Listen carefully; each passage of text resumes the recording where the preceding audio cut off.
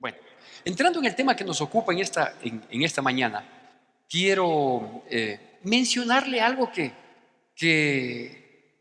a pesar del tema que ya lo tenía en mi mente y esbozado ligeramente, me llamó la atención, me inquietó para poder tener ese entendimiento.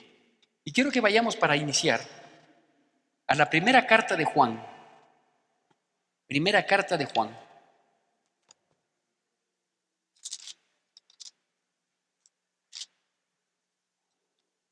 al capítulo 2. Primera carta de Juan, capítulo 2.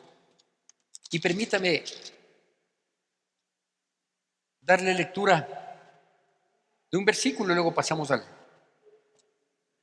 capítulo 4 de la misma carta. Primera carta de Juan, capítulo 2, versículo 18, que dice así, siempre con atención y reverencia a la palabra de Dios. Primera carta de Juan, capítulo 2, versículo 18, dice: hijitos, tenemos todos, amén. Hijitos, ya es el último tiempo, y según vosotros oísteis que el anticristo viene, así ahora han surgido muchos anticristos. Por esto conocemos que es el último tiempo. Y en el capítulo 4, el versículo 1 igualmente dice: amados, no creáis a todo espíritu, sino probad los espíritus si son de Dios, porque muchos falsos profetas han salido por el mundo. ¿Por qué comienzo con estos versículos, a pesar de que el texto que nos va a servir de base se encuentra en el libro de Isaías, que ya lo puede ir buscando? Porque mientras desglosaba ya la prédica, mientras estaba dando el toque final, me vino a la mente algo que es verdad, lo que dice ahí 2:18 de Primera de Juan, que el espíritu del anticristo ya está aquí entre nosotros. Eso decía Juan hace aproximadamente 2000 años, 1900 años. ¿Cuánto más hoy, no? Dice, si ya son los últimos tiempos. Él decía, ya son los últimos tiempos, pues, ¿cuánto más ahora, 1900 años después? Bueno, la historia que va a ilustrar la palabra de hoy se encuentra en el libro de Reyes, en el libro de Crónicas, pero a propósito me permití tomar el libro de Isaías, que es también donde se relata esta historia. Es una historia que inclusive a nivel de historia universal nos fue dado cuando estudiábamos en el colegio y teníamos la materia de historia universal. Nos comentaban esto, nos enseñaban este poderío que tuvo en un momento determinado el rey de Asiria, ¿sí? ¿Por qué se destacaba a este rey, habiendo tantos reyes, tantas culturas, etcétera, etcétera? Por la crueldad con la que él trataba a sus enemigos, a los conquistados, a quienes llegaba a oprimir. El rey de Asiria, Sennacherib, en aquel entonces, tenía unos capitanes por demás malvados. Uno de ellos, el Rabsaces, ¿sí? Y parece que estos nombres, tanto de Sennacherib como de este capitán y de otros capitanes que él tenía, lo cuenta la historia universal, obedecía más a su manera de ser que a un nombre propio que le identifique como persona. Más bien la identidad era en su comportamiento, en su proceder, en lo terrible de la crueldad con la que se manejaba. Por ejemplo, dice que el rey de Asiria, a todos los pueblos que llegaba a conquistar, ¿sí? y obviamente a oprimir, dice que les desmembraba, les mutilaba las extremidades, ¿sí? Los brazos por lo general, y con alguno que pretendía escapar, le cortaba desde la rodilla hacia abajo, ¿sí? Y le tenía ahí, ¿sí? Mirando con, no encuentro un calificativo, mirando con satisfacción diabólica, entre comillas, ¿sí? Cómo una persona iba muriendo por estos desmembramientos. Pero era muy común, por ejemplo, que le saquen los ojos, que les corten las orejas a sus conquistados, principalmente a los soldados del bando contrario al que había conquistado. Entonces esa crueldad caracterizaba a los asirios en aquel entonces. Eso hacía dos cosas. Una, que le dejaba en total, pero en total indefensión a todos los conquistados. Y por otro lado, no solo que era una situación cruenta para los que habían sido sometidos, sino que para aquellos que venían a ser los próximos sometidos, es decir, en su afán expansionista, eso generaba un terror espantoso, ¿sí? Saber que, por ejemplo, por actualizar hoy la geopolítica, es decir, hay un ejército cruel que viene acabando, que viene arrasando y tiene este tipo de conducta y de comportamiento, y ya ha llegado al vecino país del norte o ha llegado ya al vecino país del sur.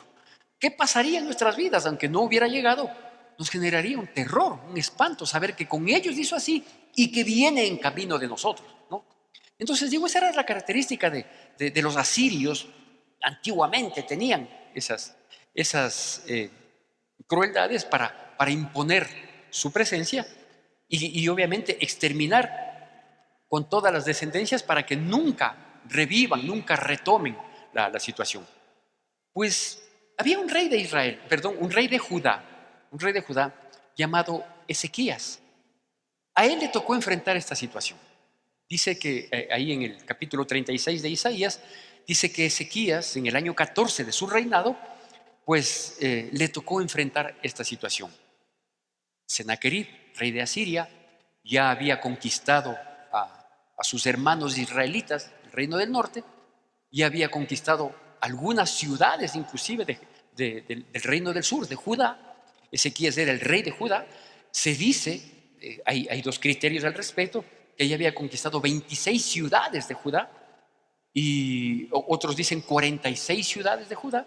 Cualquiera sea la situación, gran parte del reino de Judá ya había sido conquistado y que obviamente el estandarte mayor de los hijos de Dios, del pueblo de Dios, era Jerusalén. Y ya se había acantonado alrededor de la ciudad de Jerusalén.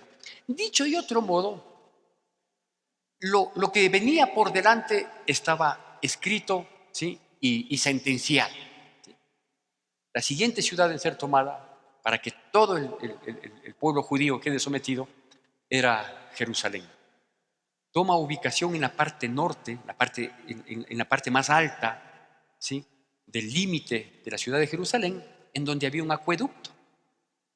¿Cuál era la pretensión con el acueducto? Uno a veces pensando hoy, ¿no? Cómo funcionan las guerras modernas, dice de pronto, contaminar el agua. Y así les mato facilito a todos. Esa posibilidad no existía en aquel entonces. ¿Por qué? Porque como ellos iban a entrar a tomar posesión y Jerusalén era una ciudad muy codiciada por sus riquezas, entonces decían, no me conviene exterminar a todos. Siempre voy a necesitar de alguien que me indique y me muestre el plano subterráneo principalmente de Jerusalén. Entonces dice, no, lo que voy a hacer es irles eliminando de a poco. ¿Cómo? Suspendiendo el acueducto para que no les llegue agua. Y van a sobrevivir por un tiempo con la reserva que posiblemente la tengan, pero con el pasar de los días, cada día que pasa, le debilito más al pueblo, ¿sí? Uno dice, ¿sería capaz de eso? Pero si era capaz de mutilar a todos sus conquistados, si era capaz de acabar con todos ellos, pues lo más probable es que efectivamente eso se haya dado. Así se manejan las guerras, así se han manejado las guerras en el mundo. A lo largo de la historia nosotros vemos las conquistas de un imperio a otro imperio, cuando el primer imperio parecía invencible, sin embargo vino otro, o más fuerte, o más suspicaz, en fin, así se ha manejado. Así es la historia de la humanidad, ¿sí? El crecimiento, el orgullecimiento, el enaltecimiento, ¿sí? Que luego es humillado por uno que viene detrás, ¿sí? Y etcétera. Y es un ciclo de vida, es un ciclo de vida. Eso pasa en los pueblos, naciones, lenguas, tribus. Eso pasa en las familias. Eso pasa a todo nivel, a todo nivel. ¿Sí? Que hay un tiempo de trabajo, esfuerzo, crecimiento, engrandecimiento y derrocamiento. Lo difícil es mantenerse. Lo difícil es mantenerse o sostenerse, como en este caso, ante situaciones tan críticas como la de él. ¿Qué marca la diferencia en la historia de la humanidad? Insisto, a nivel de pueblos o a nivel familiar o personal. ¿Qué marca la diferencia? La diferencia marca cuando Dios aparece en medio de esos conflictos. Eso marca la diferencia. Cuando Dios aparece en medio de esos conflictos. ¿Sí? Y este era el caso con Ezequías. ¿Sí? Este era el caso. Dice que Sennacherib, en su primera misión de amedrentar al pueblo judío, había mandado un capitán, el Rabsaces, a sepultar el ánimo, a bajarles el ánimo, a decirles: yo ya estoy aquí, ya mismo vengo y voy a acabar con ustedes. ¿Sí? Es decir, aparece esa actitud que en primera instancia parece de poderío, de fuerza, de ímpetu, pero que en realidad termina siendo la primera manifestación de la derrota, que es la soberbia. Porque la soberbia a veces se confunde con autoestima, a veces se confunde con seguridad, a veces se confunde con firmeza, y no se sabe que es el primer paso para la destrucción, ¿no? Mire lo que menciona la palabra de Dios. Todavía no entramos a la porción que tiene que quedar grabada en nuestro corazón, ¿sí? Pero si nosotros revisamos en el libro de Isaías, capítulo 36, Isaías capítulo 36, versículos 9 y 10, dice así en el contexto que le menciono, ¿no? Isaías capítulo 36, versículos 9 y 10, siempre con atención y reverencia a la palabra de Dios. ¿Cómo pues podrás resistir a un capitán, al menor de los siervos de mi Señor? Se refiere a Sennacherib. Aunque estés confiando en Egipto con sus carros y su gente de a caballo. ¿Acaso vine yo ahora a esta tierra para destruirla sin Jehová? Jehová me dijo: sube a esta tierra y destrúyela. ¿Quién estaba hablando ahí? El emisario, Rabsaces, que era el emisario de Sennacherib. Y sube y desafía y provoca, ¿sí? Y amedrenta a las personas porque se pone afuera del muro de la ciudad. Y les dice a los judíos que estaban escuchando ahí, atemorizados, aterrados, sabiendo todo lo que había hecho con todas las otras naciones, les dice: ¿acaso ustedes están confiando quizás en apoyarse en Egipto? Egipto es nada, ¿sí? ¿Quién cree que soy yo? Y les dice: o no saben que yo he venido en el nombre de Jehová a destruir esta tierra. Punto de aclaración. Los asirios no eran temerosos de Dios. De tal manera que lo que estaba haciendo era tomando el nombre de Dios en vano. Ellos tenían muchos dioses para decir: vengo en nombre de mi Dios X, Y, Z. Pero no, en la provocación caen en la blasfemia, soberbia. Dice: no, si el Dios de ustedes me ha dicho que les venga a destruir a ustedes, en otros términos.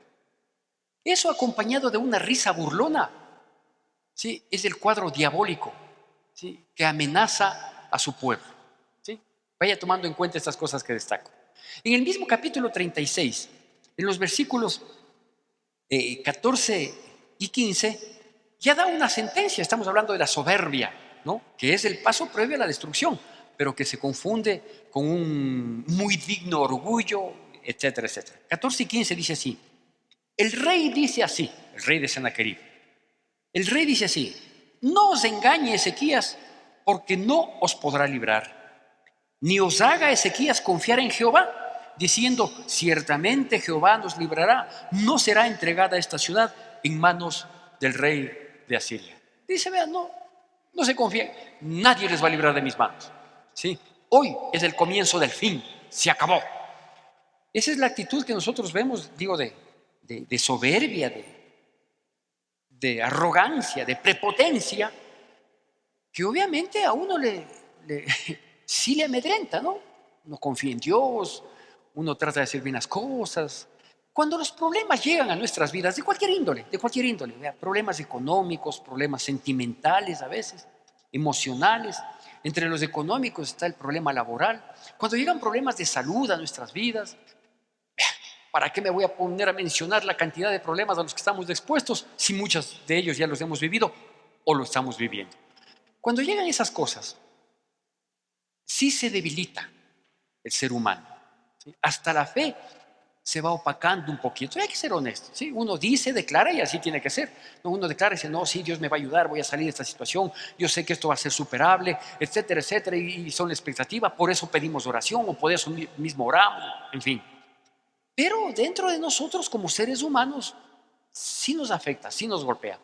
Y más aún si hay voces de los Senaquerib que aparecen, si hay voces que nos van también mermando ese poco de confianza, esa fe un poquito disminuida que en esos momentos la estamos viviendo, ¿no es cierto? Usted recuerda que yo comencé mencionando 1 de Juan capítulo 2 versículo 18 y luego pasamos al capítulo 4 versículo 1, que no habla sino del espíritu del anticristo, ¿sí? Pues resulta que el espíritu del anticristo está en vigencia hoy mucho más que antes. Y mientras va pasando el tiempo, obviamente el espíritu del anticristo se va manifestando mucho más, ¿sí? Sennacherib no es sino esto, es la representación de un espíritu contrario a Dios. Es la representación de un espíritu contrario a Dios. Por eso es un espíritu de soberbia, de arrogancia, de prepotencia. Es un espíritu que amenaza, es un espíritu que escarnece, es decir, que se burla de Dios y de los que creemos en Dios. No es ese espíritu el que anda deambulando hoy en día y que llega a nuestros pensamientos, a nuestros oídos. Que nos dicen, oye, ¿y vos seguir haciendo cristianito? El otro día te vi que entrabas por un callejón ahí a una iglesia. ¿A qué vas? ¿A que te laven el cerebro? ¿A que te roben la plata con el diezmo? ¿A qué vas? Sí, dice creyendo en tonteras. Ahora la tecnología, la ciencia ha avanzado tanto, es que Dios ya no existe. No va a hacer caso en eso. Y claro, cuando uno pasa dificultades, el espíritu de Sennacherib está ahí, mirándonos, ¿sí? Para decir, ya ves que no puedes confiar en Dios. ¿Y por qué te pasa eso? ¿No que eres hijo o hija de Dios? ¿Por qué tu matrimonio está al borde de que se destruya? ¿Por qué tus finanzas se han restringido tremendamente? ¿Por qué tu salud está menoscabada? ¿Por qué perdiste el trabajo? Y ahí está el espíritu de Sennacherib, amenazándonos. Y amenazándonos en base a una realidad, pues. ¿Cuál es la realidad? Que sí hay mucha gente que se quedó sin trabajo, que sí hay una economía que está quebrantada, que sí hay hogares que se desarman y siendo cristianos. Entonces, ese es el espíritu de Sennacherib, que está funcionando hoy. Claro, esto sucedió hace aproximadamente 2800 años, en números redondos. Pero el espíritu de Sennacherib está ahí fastidiando, es el que llega al pensamiento, ¿sí? El que atormenta, el que a veces nos desconcentra en medio de la oración. Dios mío, ayúdame. Padre, yo sé que mucha gente ha quedado destruida. Yo sé que, Señor, hay tantos problemas hoy en día. Yo sé que es difícil encontrar un trabajo, es difícil levantar un negocio, es difícil. Pero tú eres mi Dios. Y el espíritu de Sennacherib dice, ¿y por qué te va a pasar a ti bien si a la mayoría o a todos les ha pasado mal, les ha ido mal? ¿No te das cuenta de la destrucción? ¿Sí te das cuenta cómo está la sociedad? ¿Sí? Y uno ora y clama y pide y dice, pero el espíritu de Sennacherib está ahí atormentando, está haciéndonos declinar, está haciéndonos desfallecer. Y nos dice, ¿para qué vas a la iglesia? ¿Para qué leer la palabra? ¿O tú crees que por esas charlitas que te están dando el martes y el jueves ya las cosas, ya, de la noche a la mañana, 3 semanas van y no ha pasado nada? Y ahí está, porque ese es el espíritu de Sennacherib que atormenta los pensamientos de los hijos de Dios. Este espíritu de Sennacherib, que es un espíritu destructor y aniquilador. Así como Sennacherib destruía a sus enemigos, mutilándoles, desarmándoles, dejándoles en total indefensión. Así que era el espíritu de Sennacherib en este tiempo. Reprendo a Satanás en el nombre de Cristo Jesús, porque es un espíritu satánico. Que medio nos duele algo, sí, el espíritu de Sennacherib dice, este es el principio de tu muerte. A muchos cristianos les ha llegado la noticia crítica, grave, difícil, de que es un cáncer, de que es una situación irreversible, ¿sí? No estamos inmunes, la Biblia nos dice, ¿sí?, que en el mundo tendremos aflicción. Pero también me dice a renglón seguido que Dios ha vencido el mundo, pues. Pero el espíritu de Sennacherib está ahí, ¿sí?, diciendo no, te destruyes, esto va a acabar con tu economía, esto va a acabar con tu hogar, esto va a acabar con tu vida, en todo todos los aspectos. Y si puede, antes de acabarte matándote físicamente, si puede matarte anímicamente, pues el espíritu de Sennacherib estará ahí para acabar nuestras vidas. Porque es un espíritu destructor, es un espíritu que aniquila. Es un espíritu que que nos lleva a creer que la enfermedad, la pobreza y la destrucción es parte de la vida. Ya, pues así mismo ha sido. Y a veces nos postra haciéndonos creer que somos víctimas y que es la voluntad de Dios. Acuérdense lo que él decía. ¿Qué creen que yo no vine en nombre de Jehová a destruirles a ustedes? Y eso ha posesionado en nuestras mentes, diciendo, si Dios así lo ha querido. ¿Sí? Perdóneme, ¿cuál Dios? A menos que sea un Dios con D minúscula, quiere la destrucción de sus hijos. Si yo, siendo taita, humano y fallido, no quiero la destrucción de mis hijos y estoy dispuesto a jugármelas para que a ellos les vaya espectacularmente bien, ¿cuánto más mi Dios todopoderoso, grande y majestuoso, que no dudó en entregar a su Hijo Jesucristo para que nosotros tengamos vida y que la tengamos en abundancia? Pero Sennacherib va depositando eso en la mente, ¿no? Va depositando eso en la mente, ¿sí? No, tú no puedes, tú no debes, ahí te quedas, confórmate. Pero Dios no nos dice eso. Es terrible la situación, claro que es terrible, que es una lucha interna que tenemos, por supuesto, que nuestro pensamiento es el campo de batalla, claro que es el campo de batalla. Y que la batalla a veces continúa en la noche y en la madrugada, por supuesto, y tenemos esa lucha de pensamientos, que nos despertamos con angustia, con desesperación. Si es que mismo sigo en los caminos de Dios porque no veo un resultado, o por último declino y me entrego a la buena de Dios y que se acabe todo y colgar los guantes, jamás, declinar nunca, rendirnos jamás, porque somos hijos de Dios. Dice el último versículo del capítulo 36, no hace falta que lo lea, que los funcionarios cercanos a Ezequías, después de oír la amenaza, el amedrentamiento, el insulto, la blasfemia de los emisarios del rey de Asiria, rasgaron sus vestiduras y fueron a contarle a Ezequías. Les dicen, Ezequías, la hemos hecho pedazos. Ellos se pararon y nos dijeron así, y han traído esta carta, ¿sí? Porque toda su amenaza, toda su blasfemia fue escrita y la entregaron. En el idioma de los judíos fue escrita. Les hablaban en el idioma de los judíos para que todo el pueblo que no sabía el idioma asirio, ¿sí?, se enterara y tuvieran bien claro, ¿sí? Y le dice, toma esta carta. Aquí dicen todo lo que nos va a pasar. 26 o 46 ciudades tomadas, muchos otros pueblos y naciones atormentados, afligidos, oprimidos, esclavizados por el rey de Asiria. Era innegable el poderío de Sennacherib. Por algo se lo estudió en la historia universal. Era innegable el poderío de Asiria. La lógica manda a pensar que efectivamente todo estaba por destruirse. Pero ¿quién ha dicho que mi Dios es lógico? ¿Quién ha dicho que mi Dios es lógico? ¿Quién le ha dicho que mi Dios se maneja por la lógica humana? Mis pensamientos pueden ser de derrota. Mis pensamientos pueden generarme angustia.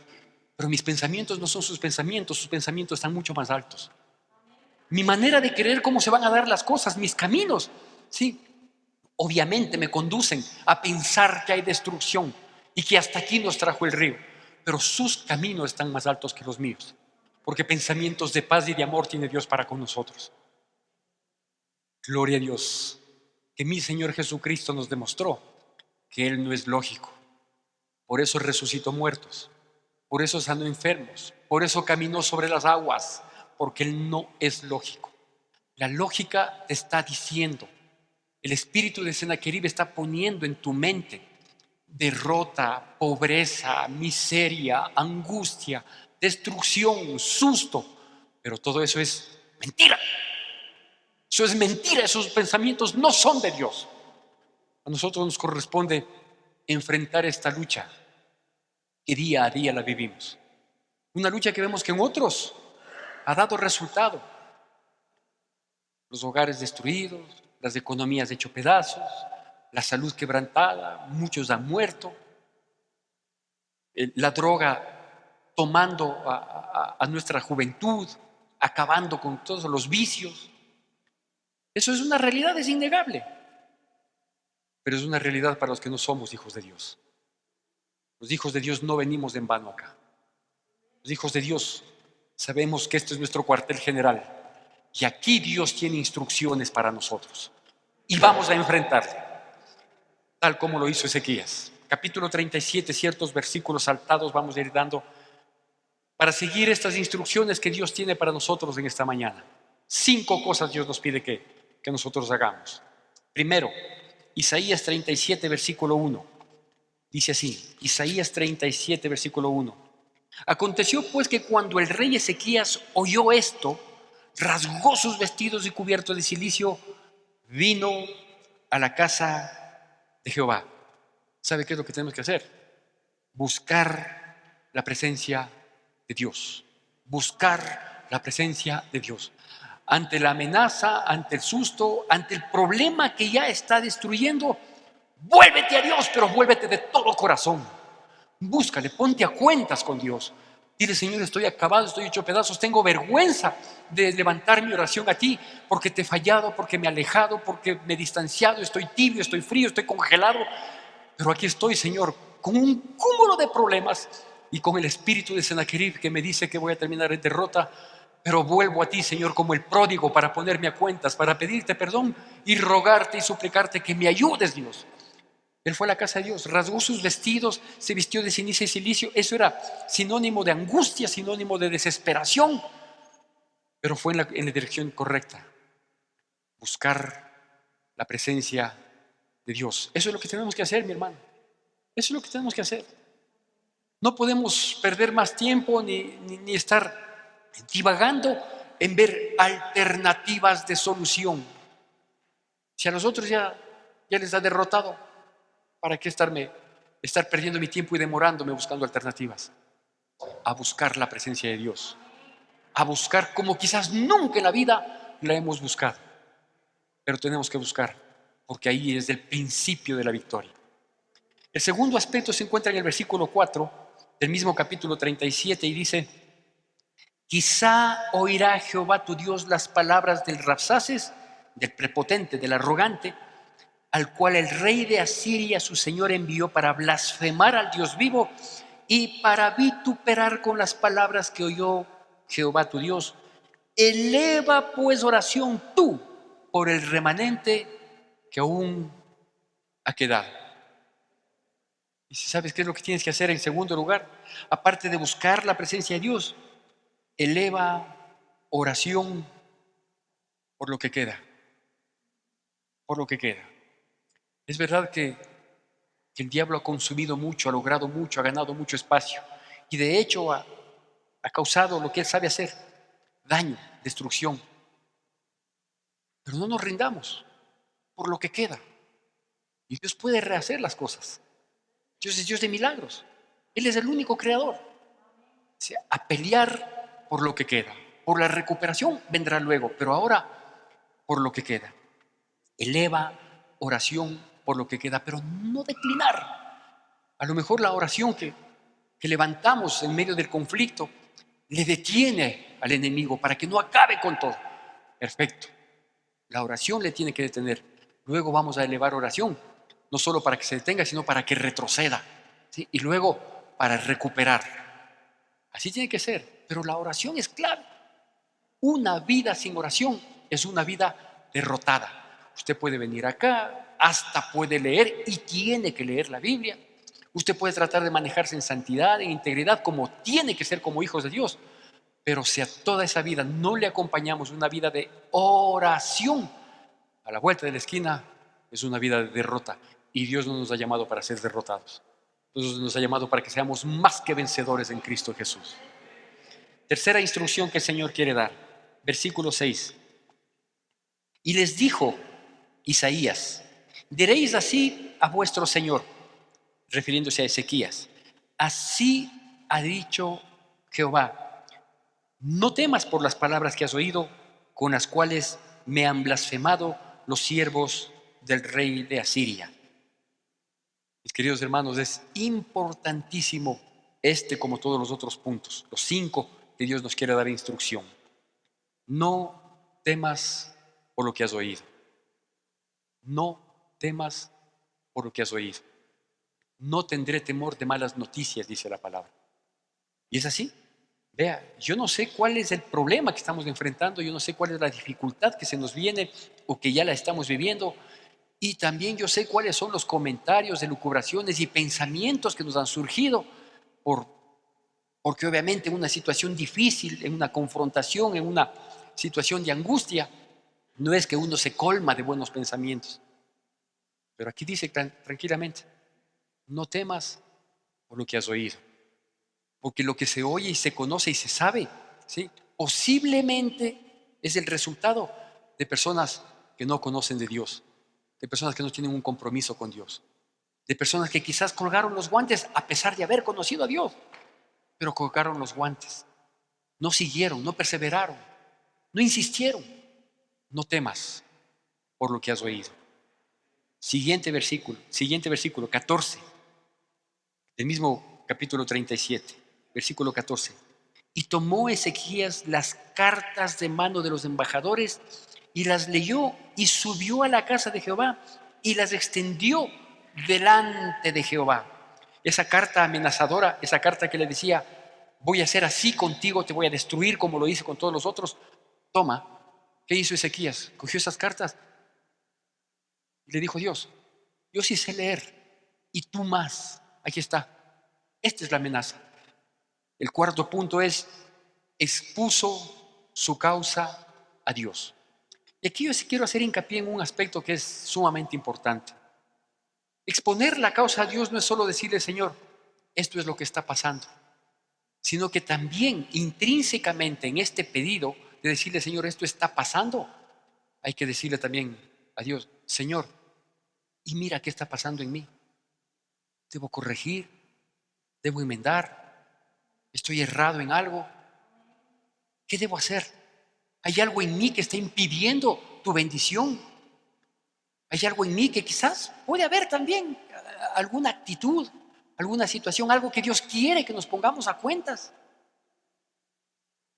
Exponer la causa a Dios. Este es el problema. ¿Tengo susto? Sí, sí, tengo susto, Señor. ¿Estoy triste? Sí, la tristeza me ha debilitado. Claro que sí. Y me da miedo que esto suceda. A muchos les ha sucedido. Pero tú eres mi Dios. Tú eres Rey soberano. Tú eres grande. Yo me he alejado de ti, pero tú no te alejaste de mí, Señor. Por eso hoy me estás dando instrucciones y las voy a cumplir, bendito Padre. Ayúdame a exponer la causa. Esa causa tiene que ser expuesta posiblemente cuando es de todo corazón. Exponer las causas a Dios va acompañado de lágrimas. Por supuesto que sí. A veces la angustia y la desesperación hace que expongamos la causa más con gemidos que con palabras. Pero hay que ponerlas porque estamos poniendo delante del gran yo soy, del que todo lo puede, del que jamás ha quedado mal, del que dice, nunca te voy a desamparar. Y la última instrucción, versículo 20, el mismo capítulo 37 dice, ahora pues, Jehová, Dios nuestro, líbranos de su mano para que todos los reinos de la tierra conozcan que solo tú eres Jehová. Dice, Señor, ahora estoy exclamando claramente mi pedido. Exclamar claramente el pedido. ¿Cuál es el pedido? Milagro. Milagro. Humanamente no hay la posibilidad. Milagro. Así tiene que ser. Mis queridos hermanos, la palabra de Dios alienta, impulsa, es un bálsamo, pero también nos exhorta a que seamos valientes, a que nosotros podamos saber que hay un Dios que no es simplemente mencionado. Nuestro Dios hoy es más real de lo que podemos imaginar. Y es por nuestra dureza de corazón que a veces Dios nos lleva a este punto, al límite del precipicio. Porque Dios es malo, porque Dios no tiene misericordia de nosotros, no, para que nosotros reaccionemos. Porque cuando estábamos acá seguros, saltando, brincando y deleitándonos, no creíamos que Dios tiene ese poder. Y a veces Dios ha permitido que tu problema, que tu dificultad que esa situación que aparentemente en un momento inicial parecía tan fácil de ser resuelta y ahora estás como estás, te lleva al límite. ¿Para qué? Para que veas que Dios es Dios. Y que aun cuando mañana volvamos a tener la seguridad de la bendición, la restauración de todo lo que se ha perdido, nunca nos olvidemos de Dios y sepamos que Dios es un Dios que vive. ¿Cómo me he permitido llamarle a esta prédica? A esta prédica lo obtuve del mismo capítulo 37, el versículo 35, y me he permitido llamarle así: yo ampararé para salvarles por amor a mí mismo. Yo ampararé para salvarles por amor a mí mismo. Quiero concluir, mis hermanos, con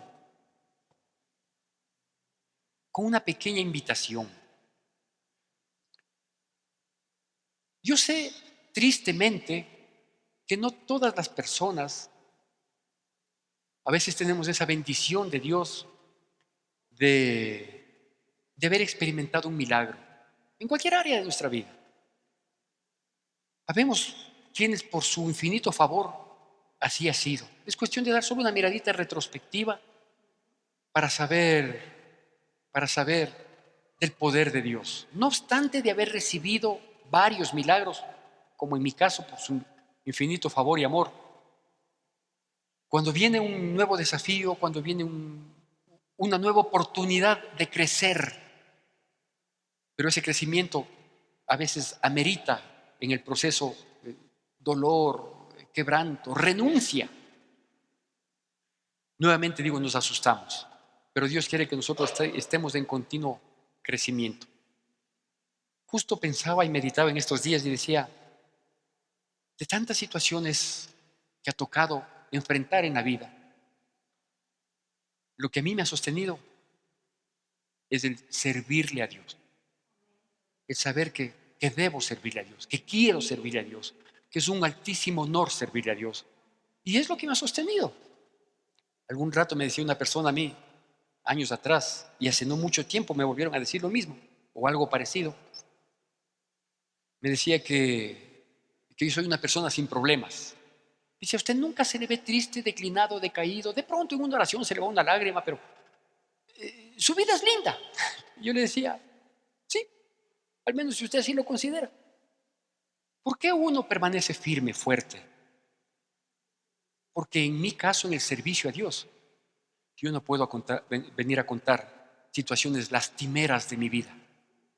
Imagínense lo que ministraría yo al pueblo de Dios, diciéndoles, hermanos, la pandemia me acabó. Tum, tum. Uno tiene que estar fuerte. Y tiene que estar fuerte porque uno debe tener bien claro a quién le sirve. Yo quiero hacerle una invitación en esta mañana a las personas que estén dispuestas a servir a Dios en un aspecto específico. Pero yo quiero dejarle bien clarito esto. Antes de decirle para qué, quiero dejarle bien claro. Primero, servir a Dios es un altísimo honor. ¿Sí? Cualquier sacrificio que implique en nuestras vidas personales, en todas las áreas de nuestras vidas, que en un momento determinado sean un tropiezo, un estorbo en el servicio de Dios, uno tiene que estar dispuesto a renunciar. ¿Sí? Porque si es un alto honor, es un privilegio servir a Dios, entonces debemos tener esta característica de renunciar a lo que sea con total de servir. Entre esas cosas, por ejemplo, a la comodidad. Si alguien es cómodo y tiene otro tipo de prioridades en su vida antes que servir a Dios, no vale para servir. No vale. ¿Sí? Entonces, aunque tenga el deseo, el antojo, inhíbase, porque va a ser un conflicto en la vida. Primera cosa. Segunda cosa, el servirle a Dios implica esforzarse a lo más que uno pueda para vivir en santidad en todos los aspectos de la vida. No piense que uno dice, no, yo le puedo servir a Dios, pastor, yo limpio las bancas de la iglesia. Tranquilo. ¿Sí? Aún para limpiar las bancas de la iglesia, tiene que esforzarse para vivir en santidad. Porque no hay trabajos más grandes ni menores. ¿Sí? Hay trabajo para Dios. Y si nuestro Dios es santo, hay que ser santos en toda nuestra manera de vivir. Amén. Segundo aspecto. Y tercero, Si estoy haciendo una invitación a que se sumen a un ministerio que ya le voy a manifestar, por favor, no piense, para que no me juzgue en su momento, ni de antemano, no piense que todo el que dice yo va a ser tomado en cuenta. Mi responsabilidad como pastor de la iglesia es ver quién puede y tiene la condición, tanto en dones y talentos, cuanto en su condición espiritual. Así que posiblemente de todas las personas que se emocionen con esta invitación, sí, tendrán que pasar por un proceso. Discúlpeme que sea fregado, discúlpeme que a lo mejor le complico la situación, pero yo sé cuál es mi responsabilidad, ¿sí? Y también sé que mi Dios, que es santo y es excelente, hay que servirle con excelencia y con santidad. Amén. Todas las personas que quieran sumarse al ministerio de la alabanza quedan cordialmente invitadas, con la advertencia, si es que cabe, que acabo de mencionar. Vamos a hacer audiciones orales y audiciones para instrumentistas. Es decir, si alguien dice, pastor, yo sé tocar la batería, yo sé tocar el bajo, yo sé tocar la guitarra, yo sé tocar el teclado, o algún otro instrumento que pudiéramos añadir. Amén. ¿Sí? No venga a decir, voy a ver si es que hago así y suena bien. No. Vaya a estudiar en otro lado primero y cuando ya sepa, ahí viene. ¿Sí? De tal manera que todas las personas que quieran ser parte de este hermoso, pero muy delicado ministerio, como todos los ministerios de la iglesia, quedan cordialmente invitados. A la salida va a estar nuestro hermano Cristian, a la salida principal, a la de allá, va a estar nuestro hermano Cristian, parece Cristian, para que el hermano que está ahí con esa chaqueta color vino, a donde él se acercan, ¿sí? Y ponen ahí, le dan el nombre, el número de teléfono y le dicen, ¿sí?, si vienen a la audición oral o a la audición de instrumentistas, ¿sí?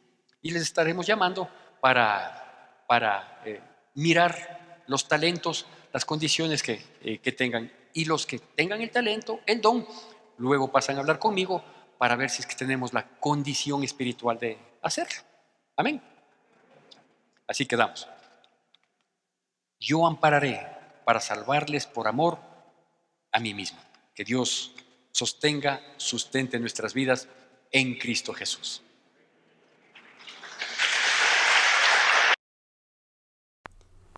Que la gracia de nuestro Señor Jesucristo, el amor de Dios nuestro Padre, la comunión y consolación de su Santo Espíritu sea con todos y cada uno de nosotros, y el pueblo de Dios, que es el pueblo más feliz sobre la faz de la tierra, dice: Amén.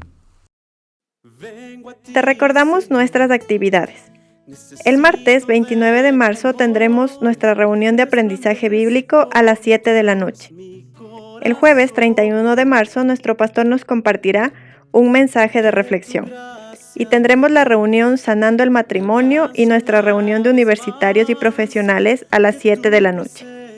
Madres unidas para orar todos los sábados a las 7 de la mañana. Reuniones presenciales los domingos a las 7:30, 9:15 y 11 de la mañana. Seguimos en oración todos los días a las 9 de la noche. La Iglesia CAC felicita a los cumpleañeros del mes de marzo. Tu donación es importante para sostener la obra de Dios. Puedes realizar tus aportes en la cuenta de la Iglesia Evangélica Centro de Adoración Cristiana o acercarte a las oficinas de la Iglesia. Gracias por acompañarnos.